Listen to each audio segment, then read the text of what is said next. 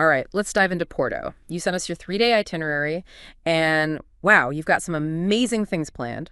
And getting ready to unpack it all, you're hitting iconic cafes, incredible architecture, even those famous port cellars. Porto really is an amazing city.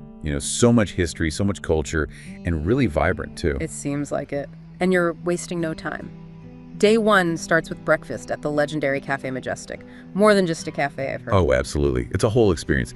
Cafe Majestic takes you straight back to the Belle Epoque era. It's all ornate mirrors and intricate carvings, like stepping back in time. And you've got to have a pastel de nata with your coffee. Oh, definitely. Those creamy custard tarts are a must-try in Portugal. I've heard so much about them. Okay, from there it's on to the Ribeira district, right?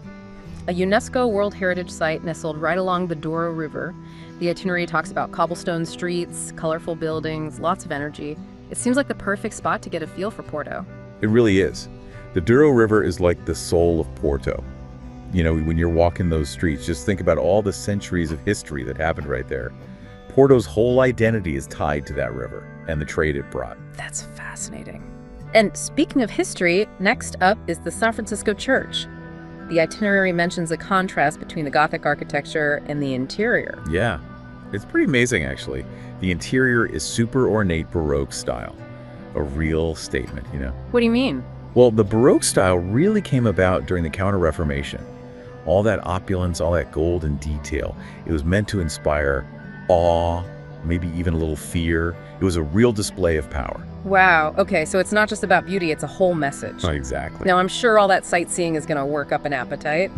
Good thing lunch is at the Mercado do Bolon. They call it a sensory overload, in a good way, of course. It really is. There's fresh produce, seafood, even local crafts, and the food stalls. Oh, so many food stalls. I bet. You have to try something new and adventurous there, right? Of course. It's part of the fun. Absolutely.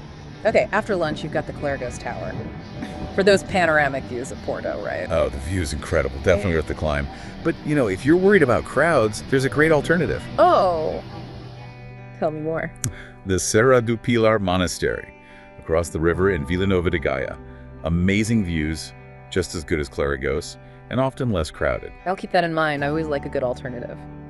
All right, so after taking in those views, it's off to Livraria Lelo, a book lover's paradise. I've seen pictures. That staircase is stunning. It is. It's an amazing example of Art Nouveau design. Yeah. But it's more than that. It's like this whole world of stories just waiting to be discovered. Oh, I love that. And to wrap up day one, you've got the Palacio de Bolsa. The itinerary specifically calls out the Arabian Room. Ah, yeah. The Palacio de Bolsa is all about Porto's history as a trading center. Yeah. And the Arabian Room, because, well, it's just incredible. It's so ornate, all those intricate details, all that gold. It's a reminder of how connected Porto was to the wider world. Wow, you pack so much into one day. So, dinner. A riverside restaurant. It's the perfect spot to try francesinha. What's that? It's like a Porto classic. Imagine a sandwich piled high with all kinds of meat sausage, ham, steak. And then it's covered in melted cheese and a special sauce. Oh, wow. Sounds amazing. I'll have to try that. And then to end the day?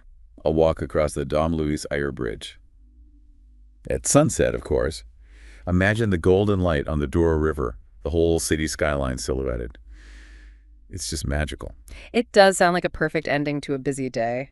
All right, we've covered a lot of ground already, but that's just day one. Day two takes us across the river to Vila Nova de Gaia, port wine country. I'm ready to learn everything about port. Well, get ready, because your itinerary starts with a port wine tasting tour. Sandeman, Graham's, Taylor's. You're hitting some of the most historic cellars. I can't wait. I've heard those cellars are amazing. Huge oak barrels, the smell of aging port. Is there anything specific I should be looking for during the tastings? Yeah, actually. So port is a fortified wine, right? That means they add brandy during the fermentation process. Okay. And that gives it a higher alcohol content and those sweeter flavors. But the thing is, there are different styles of port, like tawny port. It ages in oak barrels and gets exposed to air, so it turns this beautiful amber color and has all these nutty flavors. Interesting. Then you've got ruby port, which is aged in airtight containers.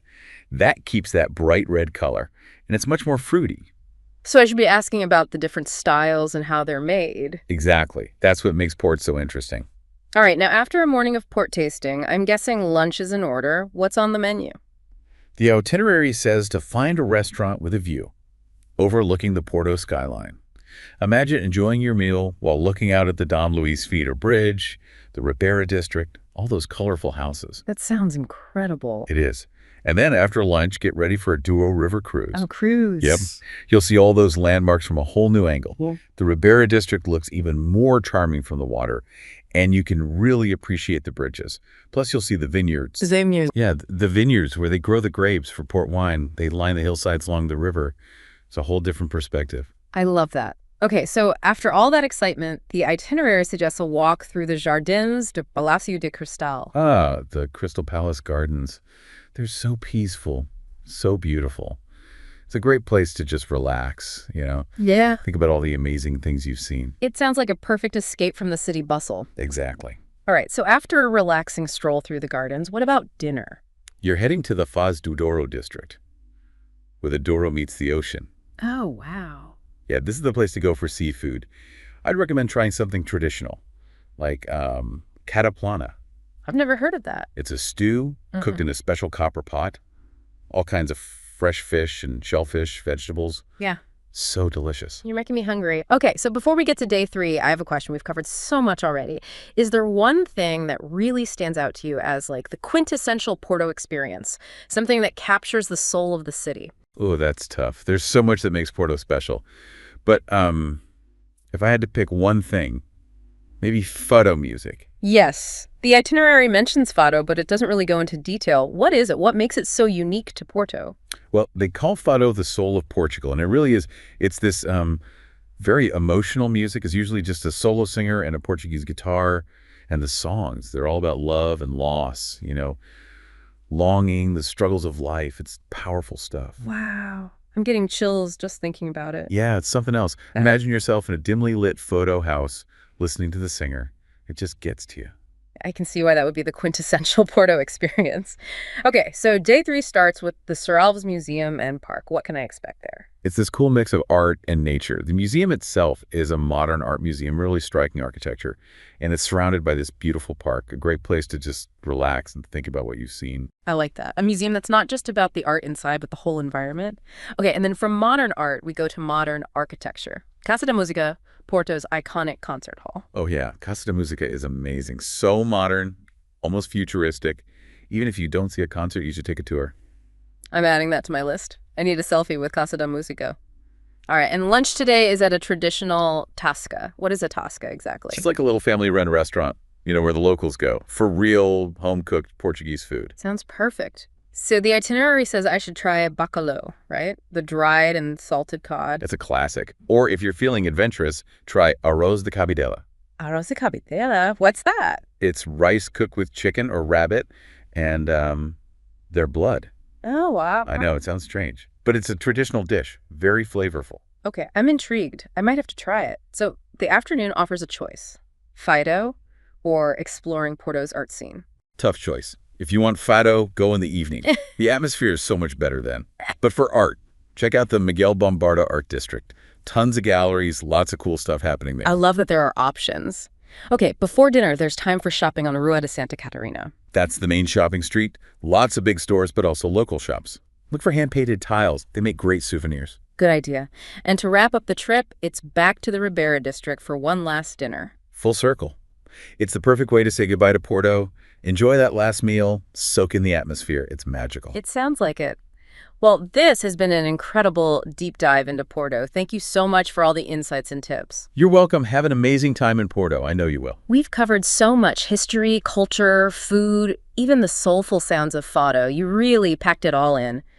So to everyone listening, as you explore Porto, remember to savor every moment. Let yourself be swept away by the sights, the smells, the flavors. And who knows, maybe you'll discover your own hidden gems along the way. Safe travels, everyone.